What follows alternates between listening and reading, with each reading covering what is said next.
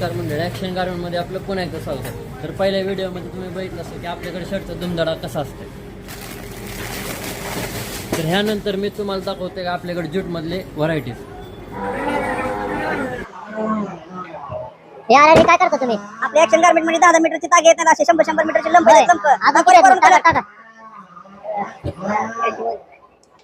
4 5 6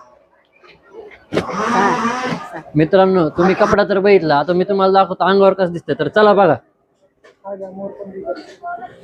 white colour बघायच्या colour पेक्षा white हा डार्क आकाशी कलर जांभळा जांभळा फ्रॉक पोपटी कलर राईट पोपटी कलर डार्क ग्रे कलर लाल ग्रे कलर हा एकदम लाल फरक.